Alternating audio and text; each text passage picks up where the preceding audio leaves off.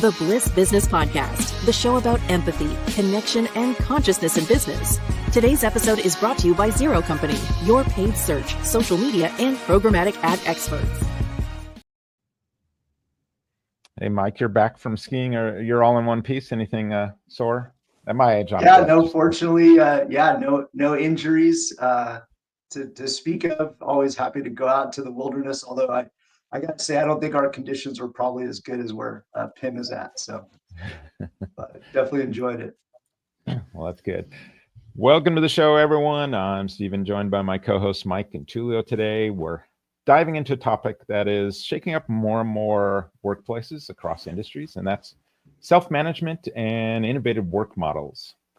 The traditional corporate structure with its layers of hierarchy and rigid bureaucracy is being challenged by companies that are pioneering new ways to work, ones that prioritize trust and autonomy and purpose over control. And one of the most well-known voices in this movement is our guest today.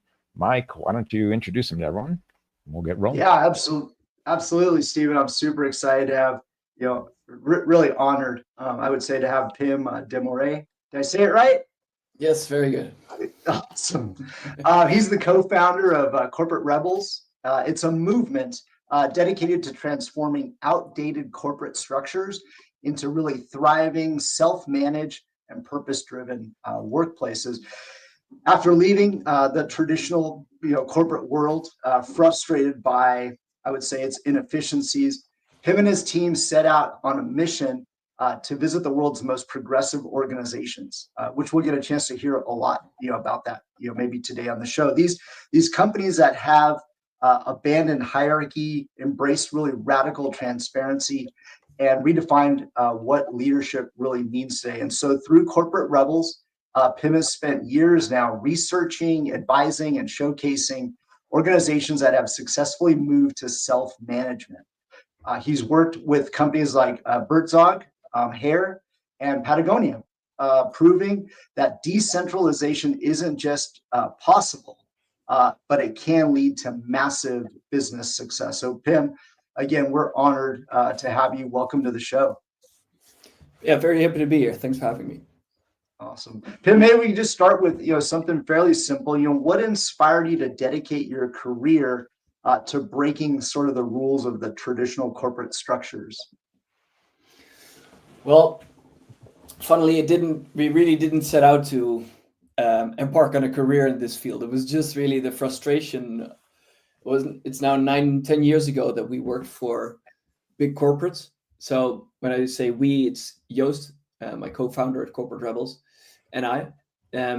We got completely fed up with just working for 3 years for these large corporates, but different companies, but experiencing the exact same frustration with traditional management, with bosses telling you what to do, the strict rules that you had to listen to, and there was no freedom for any entrepreneurship, any initiative taking. Just we're treated like a small child, and we got completely fed up with that. We missed so many important aspects at work, so we said to each other, let's see if we can find companies that do things a little bit different. And back then in 2016, we made a list of companies we wanted to visit to research how they were organizing themselves in a different way. And that's how Corporate Rebels was born. No business model, no idea how we were going to sustain Corporate Rebels in the future, but it was just the idea, okay, let's visit these companies because apparently some have cracked the code and show that working in a less traditional way can actually benefit both their people and the business. So I kind of started like a very stupid, childish idea, quite naive, I would say, but luckily it was rebellion. That's all. I love it. Yeah, and I think frustration is just a really good fuel for a venture like this. I love it. Some of the best ideas. The best. So my journey started a couple of years after yours, and after you're exposed to that, everything else just feels dirty. But Pim, many people hear the term self-management organizations, and they immediately assume it means chaos, like no one's in charge, or but some of the most successful companies today operate without traditional managers. And how did these organizations function efficiently without bosses? Because a lot of people usually ask that question. How does it work? Yeah. So big question, but let's start with most important things first, because I think there's one huge misunderstanding when it comes to non-hierarchical, self-managed, bossless organizations, whatever you want to call them. There's a big misconception because often people tend to think that if you don't have a traditional structure in place, you don't have any structure in place. But that's a misconception because these companies have a lot of structure. It's just not top-down structure. It's more peer-to-peer structure. So instead of a boss deciding things for you, it's up to you and your team to decide how you do things. Responsibility is also shared. Accountability is shared. So it's not up to a single person or a couple of people at the top of an organization to decide how things are done, but it's up to everybody in the organization to chime in and to play a role in making sure the business runs in a successful way. But there is a lot of structure. So let's be clear about that. There's a lot of structure when it comes to how do you make decisions in an organization like this? How do you share information? How do you appoint people to pick up certain roles? Or how do people decide themselves to pick up work? So there's a lot of clarity around how things are done. And you need this in place. Well, you can run a smaller self-managed company, 10, 20, 30 people without any structure. That's not too hard to do. But if you want to scale, if you want to grow to 50, 100, a few hundred, few thousand, or even tens of thousands of people without bosses, then you need proper structure in place to avoid ending up in chaos and anarchy. Yeah, do you think like the structure is kind of one of the issues with companies not shifting to this model? They kind of don't understand it. There's a stat, there's like 76% of employees want more autonomy at work. Yet businesses, they're still operating under this, top-down control. Do you think that why do you think they're hesitant to shift toward that autonomy? Well, I think, first of all, there's a lack of knowledge about this topic. Many people assume lots of things, but they've never really seen or experienced a company that's working in this non-hierarchical way. So I think we really need to create more awareness around how these companies actually function. That's why I'm so happy to be here today to share a little bit more about the inner workings of these organizations. But secondly, I think it's also important that once you start putting it into practice, you do it well. And you don't just let go of all the traditional structures and don't put anything in its place, but that you actually replace it with a proper self-managed system. And if you don't do that, then companies might experiment with a few self-managed teams. But if they don't put the right structures in place, then they will experience chaos and they'll think, you see, this working without bosses, it doesn't work for us. And then they go back to a traditional and they're just reaffirmed in how well their traditional management approach actually is. So yeah, with that autonomy, you've got to have more accountability, right? I mean, you've got to. Yeah, and that's a tricky balance to get right. So it's not an easy thing to do, because if you look at the headlines when it comes to these organizations, people love to say, okay, there's no bosses, so people can decide anything themselves. There's, for example, the freedom to decide when you work, where you work, how many hours you work, which kind of work you pick up. So it's all focused very much on the freedom. People love to talk about that part. But there's another really important part that you mentioned, and that's the accountability and taking the responsibility. And it's about balancing the two. So don't just give people lots of freedom, also give them lots of responsibility. And one without the other, if you just have freedom and no responsibility, individual responsibility, people just freewheel. It's also not that interesting for people because they can just do whatever they want. There's no consequences to it. But if you only give responsibility and no autonomy, that also leads to frustration because people don't have any control over what they do, but they do feel that responsibility. So it's about really going full in on both of them and finding the right balance between lots of autonomy and lots of responsibility for people. Interesting. Pim, so I have a question for you, or a topic that we can get to in just a second, more about business outcomes. But I'm really curious, does this differentiate, or is it different between a product-oriented company and, say, a service company? Where I tend to think of sometimes with a service company where the customer is the boss, right? Like they're kind of expecting, certain services and certain results. Is there a difference between product versus if you're delivering a service? Well, there's a lot of different flavors of self-management, so there's not one approach. And yes, you might want to tweak your approach to your specific environment. And it depends on a lot of factors. Could be whether it's a service or product company, but also could be the industry that you're in. Are you working on one big product, or are different parts of the business quite autonomous in how they operate? So, for example, you mentioned buurtzorg. So, for those of you who are not familiar with it, it's a healthcare organization with 15,000 nurses spread into more than 1,000 self-managed teams. So, not a single manager in the entire organization. But it's quite easy for them to organize like this because it's just teams of 10 to 12 nurses who are responsible for one geographical area. So they are quite autonomous in how they can operate. But if you look at another company, Hire, 80,000 employees, manufacturing company, largest white goods manufacturer in the world, they have a much more complex product and more complex services that they provide. So there's a lot more connectedness within the organization, therefore a lot more complexity. So you have to organize things in a very different way. It's both self-management, but the flavors are completely different. So yes, it is important to fine-tune it and to figure out the best way for your specific company and your specific environment. But I want to avoid the feeling that people often have. Mm-hmm. They say, well, it's great that it works over there in this company, but in our company, it will never work. And there's a whole bunch of reasons people say it won't work. People are too smart or too dumb. They're too big or too small. They're in the wrong culture. They're either based in Asia where this won't fly, or they're based in the US where this won't fly. So there's all kinds of ideas or false arguments why people think it cannot work in their environment, but most of them are just nonsense. Yeah, interesting. Well, and then I guess one of the good ways to prove that it does work is with the improvement of business outcomes. So I had come across a statistic, in preparation for the show that was talking in terms of the higher trust and the transparency with organizations that are more self-managed, how they outperformed those that had more rigid hierarchies, essentially 30% in revenue growth and then 50% in employee engagement. And that came from the Harvard Business Review.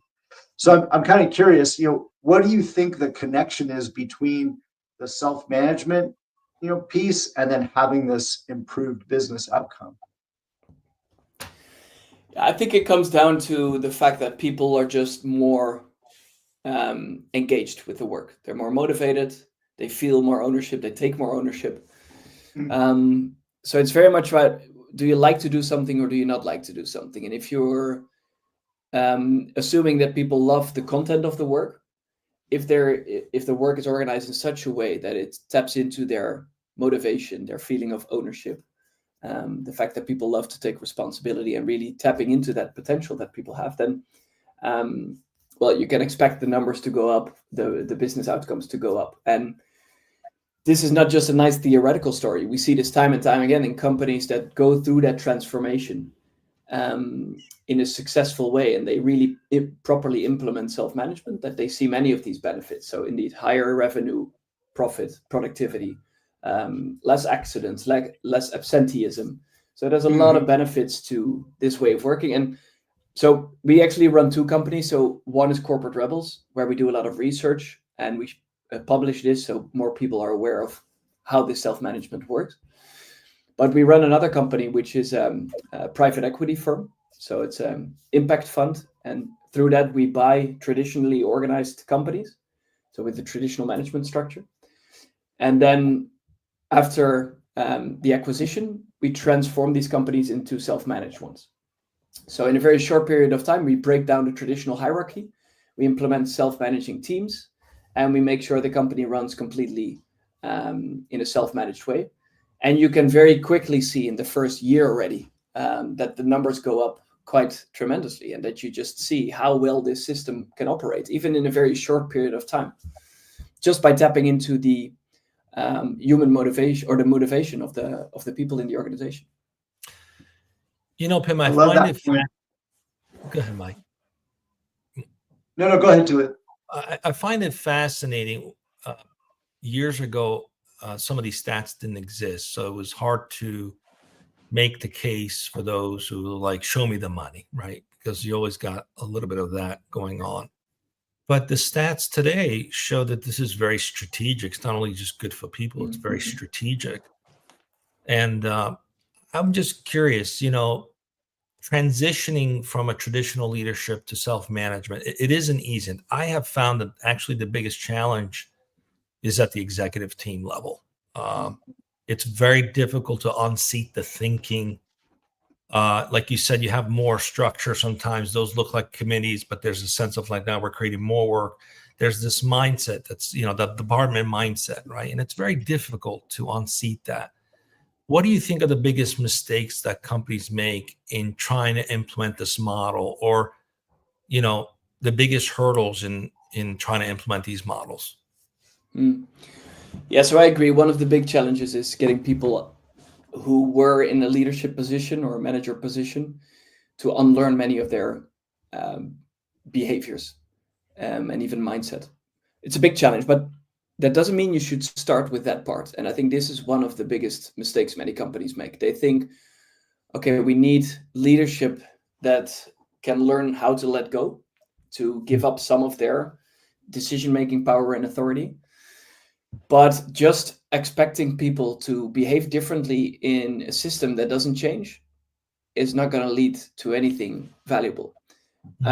We strongly believe that you should start with changing the structure. So getting people out of that manager position, stripping them of their traditional top-down authority is one of the most powerful ways to actually change behavior as well. So first, change the system, create a self-managed system where you have peer-to-peer structures instead of top-down structures, and then support people in the transition that they'll have to make. Not just people from a manager position who have to learn to let go, but also people who were an employee before and who had a manager that was telling them what to do. They also need to learn to step up, to solve their own conflicts, to take initiative. So it's not an easy transition for both sides, but it's important. We believe it's important to first change the structure and then support people and train people to thrive in that new system, instead of the other way around, where you endlessly train people to change their mindset and their behavior. But if you don't change anything about the system, this will not lead anywhere. Yeah, remove the codependency, create the team collaboration, so you don't have bottlenecks. I like that. Yeah. There's a lot of stats that you mentioned, like employee engagement. There's just either 1/3 of the workforce is engaged, or even less. Some of them say like 15% I've seen of the workforce is engaged. And when you switch to the self-management kind of structure, they say the engagement rate can be up to like 90%. But thinking about that engagement rate, if at the most maybe 1/3 going to work and they're engaged, but 2/3 are just disengaged or even depressed in there. I see this as a tragedy we can see play out in depression rates rising, things like that. I mean, would you describe it as that kind of thing, like a tragedy? Yeah, and you're right. If you look at the numbers, the stats by Gallup, it's 15% of the global working population that's engaged at work. It's crazy. 15%. That's insane. It's crazy. What are we doing?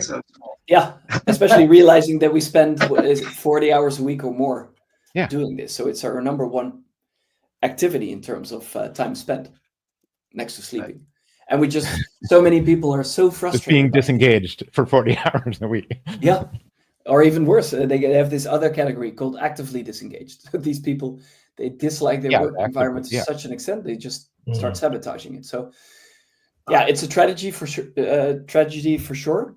And the worst or the most painful thing about it is that there is a cure. There is a way to do this differently. And we know that it works. We've seen it in hundreds of companies. We now implement it ourselves in the companies that we buy, and you see the same happening. So people are just much more engaged. And the beauty of it doesn't just change their work experience. It changes their experience in life, because these people, if they are it goes home truly with them, passionate, right? they take it home. They influence their kids, their families, their friends with their passion about work. So it's so much more than just a work environment, and we're just not tapping into the potential of people there. Yep. All right, we got an audience question. Let's we do. I love this question. What do you think about adopting a 4-day work week? What are some of the challenges and how can these be overcome? And I want to add to that comment. I actually tested that once over a 3-year period over the summer, and I was the most productive I've ever been in my career. What are your thoughts about companies that are trying to give more freedom by actually adopting 4-day work week? I think New Zealand has adopted this model already. It's a good question. What are your thoughts on that? Super interesting topic. I like it because it means that companies are trying to figure out how to create a better work experience for people. So I'm a big fan of, well, not per se the 4-day work week. I don't care how many hours or days you work. I think primarily it should be up to a single person to decide how many hours or days they want to work. So that's what we do, for example, at Corporate Rebels. You can just decide for yourself how many days you want to work. So some people prefer to work 3, others 4, others 5. So for me, I work 4 days a week. It's I have the same experience as you. I love it. It gives me so much more freedom, and I can be much more focused and productive during the other 4 days. So I love how it kind of this changing the standard 5 days a week work week. I think that's a good, healthy thing to start thinking about. How can we do this differently? How can we learn from what people in the organization want, and how can we create the best work experience for them? And just experimenting, because we're so attached to a traditional working method that we don't even dare to question in many cases. So if we talk still 4-day work weeks, they've been experimenting with this for such a long period of time, and still it's a taboo in many companies. The same for your remote work, or how many days you are allowed to work from home. All these, to me, still childish discussions where it's not really about how can we create a good work environment. It's just more often about control and how to stick to what we've done for decades, instead of just thinking, what do we need? What do our people in our organization need? And how can we create a good work experience for them? I think the new generation calls it flexing. It's just flexing. The flex. Yeah, I think that's an interesting point, because next year in 1926 will be the 100-year anniversary of the 5-day work week. So I know, crazy, right? Wow, we started with 7 days a week. What are we going to do to celebrate, guys? What are we doing with all these? Here's a celebration. Let's now make it 4 days. Exactly. Yeah, I mean, something that was created back in 1926, right, by the Ford Corporation, where it was, solidified. And I get it there, right? You're in a factory, you got to be present to maybe for the output, but businesses aren't like all car manufacturers, right? So it's something that would have to be adapted. So Pim, I'm also curious, so you're working 4 days, the other 3 days, the phone's off, no laptop, any of that, or what is it actually like? I wish I could do that. I can't. I try it once in a while, but I can't. No, I'm really bad at this. I love to check whether it's a social media or email or internal communication tool. No, I'm really bad at this. So Mike, he's off work right now. He just put the kids to sleep. He's off work right now. Mostly it just turns into a day you don't have meetings, but you still work a little bit, but you don't have meetings. So on Fridays I have the kids, so I'm definitely not working then. Not even in between. Yeah, you got your hands busy, man, with 2 little ones. Exactly. Yeah. So I'm actually curious. We as a marketing agency love to the thoughts around conscious capitalism, right? And those components. One of the key pillars being purpose. So I like to ask our guests, Pim, what do you think the importance of purpose is in a business? I think it comes back to what we talked about before. So if you're spending so much time at work, why not do something that you are passionate about and something that you feel is meaningful? And that often connects to purpose, right? So making a positive impact to the people around you, to your community. And I think this is also one of the things that we accept, that it is normal that you have a job that doesn't make any positive impact. For decades, it's been around either personal accomplishment or making a career, making a lot of money, being successful, but not in the positive way, I would say, or not in a valuable way. Yeah. I think it's changing now, and you see more a shift towards more impact, more purpose. And I think it's healthy, because why should we spend so much time doing something that's not benefiting many people? Mostly just our bank accounts or our careers. Yeah. But instead, imagine a world where people are dedicated towards their own purpose and they want to make a positive impact to the people and the communities around them. Imagine if you spent all of that time and hard work and dedication on something you truly believe will make the world a better place. Well, how much different would the world then look like? So I think there's first of all, the world would look much nicer, but also I think individually people would have much more fun and be much more motivated if they truly do something that they believe in. And you see this also in companies that make the transition and they become more purpose driven. You also see that people connect much more, take much more ownership. So also there, I don't want to talk too much, but especially when it comes to purpose, I don't like to talk too much about the fact that it also has better business outcomes, because I think purpose is just something you should do because it's the right thing to do. Right. But it's a nice side effect that it also leads to more engaged people, higher motivation, more productivity, all that good stuff. Yeah. For a self-managed company, is purpose like an absolute requirement? No, it's not an absolute requirement. You can also run a self-managed company that doesn't have any more noble purpose. It is important to have clarity in direction, because otherwise people run into all different directions. But I wouldn't say that impact or purpose is something that's a necessity for these companies. Oh, requirement. Okay, cool. No, and I loved your other point too. Like, I think, Raj Sisodia, one of the founders of Conscious Capitalism, actually puts it as, me, we, and then the world, right? And so if you can, think about how you can impact those, it's a nice approach to thinking about it. So, okay. I love that point.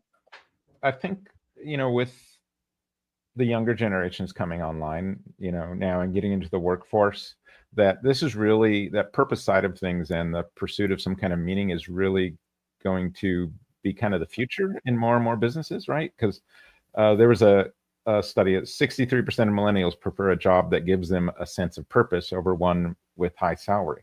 I mean, so they're coming online engaged in this way in the workforce. And I think really, this is something that if you're an employer, you've got to be thinking about. And how do you see self-management playing a role in shaping the future of work in that way? Well, I think one of the beauties of self-management is that you create an organization that's more human.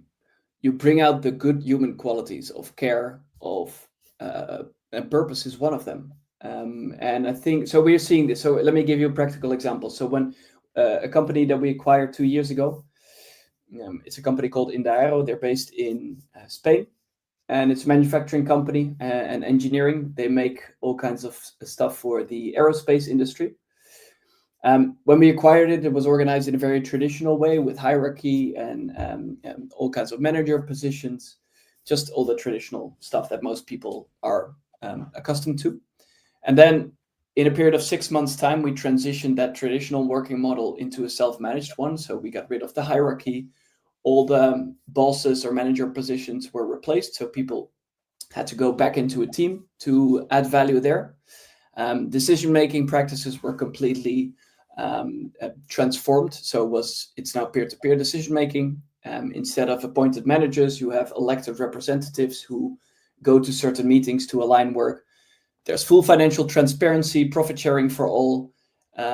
Even salaries are transparent for everyone to see, and it's peer-to-peer assessed. So there's no boss to decide your salary anymore. So people around you are co-creating that with you. So it's a very different organization. And what you do with that is that you unlock all of that human potential. So people start caring more for one another. They start listening better to each other. They start collaborating more. And as a result, you see that engagement, you see more productivity, you see more revenue, more profit, all those good business outcomes and good outcomes for people. But then as a kind of next step in that evolution of an organization, you will also see that people start caring more for impact and for creating a responsible organization that doesn't do much harm and that actually does some good things to their customers, their communities, people around them. So this is kind of, I think, if you create an organization that's not so much focused on the wrong kind of incentives that we mostly see in traditional management, but instead create an organization that's focused on getting the best out of people, I think as a natural result, from what we've seen all across the globe, people start caring more for each other and they start caring more for the business as a whole and for the environment and therefore the purpose and the impact of the organization. So I would say it's a natural kind of outcome if you do things well, and that purpose will become an important element in the organization if you give people the autonomy and the freedom to decide how to do things. Yeah, you mentioned that process was like 6 months switching to the self-managed. Yeah. Is that long, short? What's the gauge there? So 6. I'm talking about small to medium-sized businesses. Yeah, anywhere between 40 and 150 people. That time frame is mostly 6 months for all the structural changes, and then it takes much longer for the people to really get accustomed and to really understand this new structure and adapt to it. So that will take longer, but the first 6 months is really focused on the structural changes. Yeah, and for an organization of that size, that's doable. It's quick but doable. So Pim, it's often been said that to eat an elephant, you got to eat it, one bite at a time. So I'm actually curious, for some of the leaders that are listening, to us that also follow us, that may be interested in moving their organizations in this route. What is the first step? Like what should they do? What is the first thing that should happen? I think the most important thing is educate yourself. So instead of now just thinking, okay, I listened to this conversation, I now know what self-management is about, I'll give it a try. I think it would be wise to look a little bit more into the different flavors of self-management. We share a lot of this on our blog and on our community platform, and I think it's important. The reason we do it is because people need to understand practically how these companies work. So how do they decide? How do they create transparency? How do they set up their self-managed teams? So that's the first part. And then secondly, just start experimenting. And it, of course, depends on how much power you have. If you're the CEO of a company or the owner of a company, you can go more radical and you can change the entire organization, as I explained, in a period of 6 or 12 months. If you are a leader of a team, start there. And if you cannot influence the rest of the organization, even if you work for this big corporate, just start with your team, implement some of these practices. Of course, you cannot change everything. You just don't have that authority in many cases, but just start with the things you can change. And there's often things you can change that can have a huge impact, creating a bit more freedom for people, distributing work into roles and let people pick up the stuff they love to work on. So there's a whole bunch of things you can do even on a team level that can really improve the experience for people in the team. So I would say always look at what can you change and start experimenting there based on what you've learned from these self-managed companies. Yeah, I would have to say, I go back to this idea that sometimes it's looked at, oh, that's a nice thing to have, right? But the data shows it's actually very strategic. Companies, even McKinsey did a study that says that companies that have a very strong culture see 3x higher total return to shareholders, even for those companies very shareholder focused. There's a direct impact to the ROI. But I think the biggest challenge often comes to, okay, that sounds nice for a small company where you can kind of do that. But as you scale, it's harder to maintain that cohesion. At least that's the thinking, right? Mm-hmm. It's harder to maintain that cohesion. But how can companies that adopt self-management ensure that they grow strong and with cohesion? You hinted to structure earlier. Any specific like tips, maybe, 3 key things that are really important to have in place in order for that to scale in a way that's organized? What are your thoughts around that? Yeah, to make it scale, the number one thing you need to put in place is a really good understanding of the type or the kind of underlying, I don't want to make this too deep, but the underlying theoretical or relational model that you want in your organization. We are publishing a new book on self-management this year, and it dives into the research that Joost has done on the different flavors of self-management. And there's actually 3 distinct types. One that's more focused on creating an internal marketplace. So you have relationships that are more market-driven. Another one is focused on really more a partner relationships. So I do something for you, you do something for me. So it's more like a group of friends. And then there's more the community-focused relational model, which is more we do something for the greater good because we believe that's better for everyone in this company.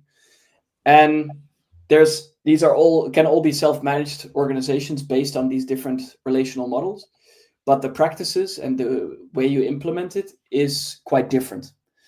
And where buurtzorg, the healthcare organization we talked about, is more this community, has more this community focus. Hire has an internal marketplace and is much more market-oriented. It's a totally different type of self-managed organization. And therefore you need to have very different structures. So this is a key thing to get right. To really understand, okay, what kind of organization do we want to create? What type of culture do we want to have? And what kind of relations do we want people to have in the organization?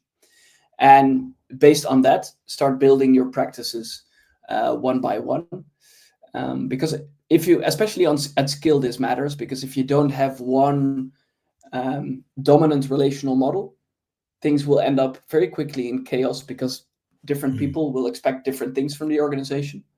And then there's often the tendency to revert back to what all people know, which is hierarchy and traditional management.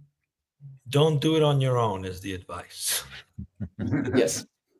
Well, not entirely, because also a lot of good things come from failure in this, right? So many of the self-managed organizations that we've researched, they've learned the hard way by just going at it, making a lot of mistakes along the way, but ending up with something they really like. So there's not one correct way. You can just shortcut many of these challenges by looking at what other companies have done. Yeah, that's a good point. I think be patient with yourself, I guess, as you're kind of going through that. So Pim, I appreciate your point about the different flavors, right? It's not a one size fits all model to self-management. And I've heard and seen different things about the importance of metrics or tracking or having some kind of a scorecard for the organization. Like, what's your view on metrics? Like, how does that factor into self-management, if at all? Yeah, it's very important. We often talk about the importance of radical transparency, and one of the factors there is that you want to understand how you're performing as a team, as an organization, because then the power of self-management really kicks in. Because if you give people the freedom and the responsibility, and they can very clearly see how they're performing, then people can start adopting themselves and managing themselves towards a better performance. If they see that, for example, a practical example, let's go back to that healthcare organization again. Mm-hmm. More than 1,000 self-managed teams on their intranet. They have a very simple dashboard that shows how each of the teams are performing. So every team in the organization can very quickly see how they perform on a number of key metrics. For example, customer satisfaction is one of them, but also the amount of time they spend with their patients. And they have a couple of key metrics, and they see how they are performing compared to the average of all the other teams. So it's a very good way to show people, okay, you're over performing or underperforming. And if you know that, then you can start changing the way you work together to improve your performance.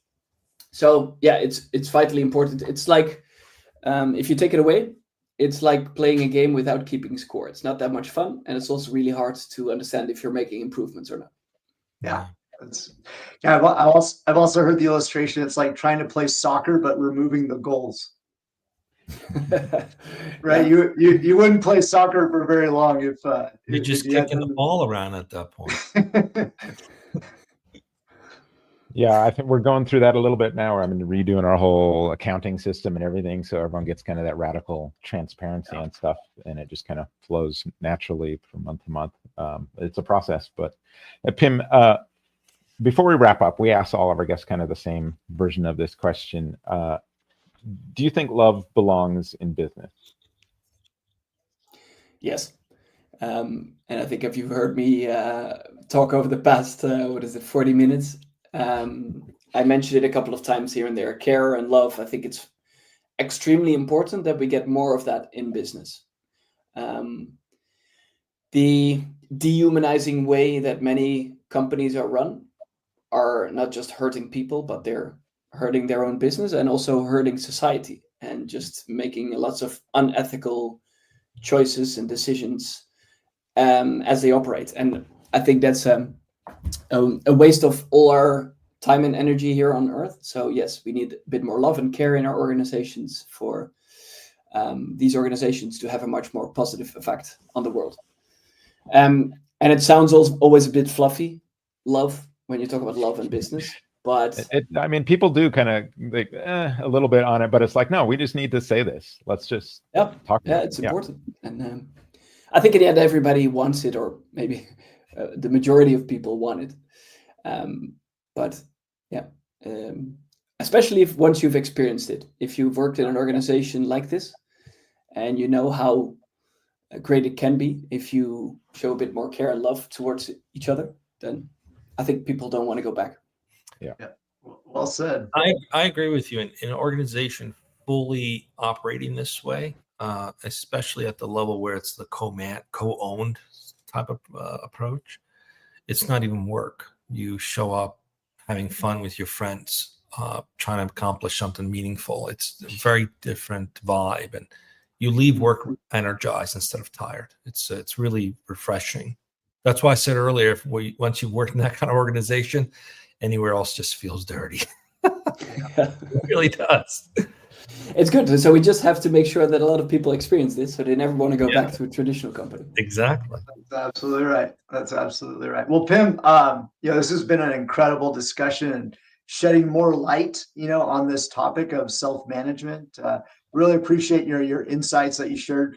Hopefully this does become the future of work, because I think it is really inspiring, right? And hopefully it's inspiring to our listeners. So one question we always love to ask for the listeners who are on and those that follow us later, where can they learn a little bit more, about you, about Corporate Rebels? Where should they go? CorporateRebels.com is the best place to go. It's where we publish our blogs, where you can sign up to our newsletter, where we share weekly insights into these companies. And also where you can sign up for our 6-week masterclass, which dives very, very deep into these self-managing companies and their structures. Okay. Thank you, Pim. And to our listeners, thank you for tuning in. And if this conversation inspired you, be sure to subscribe, share, and keep pushing the boundaries of what's possible in business. And we'll see you next time on the Bliss Business Podcast.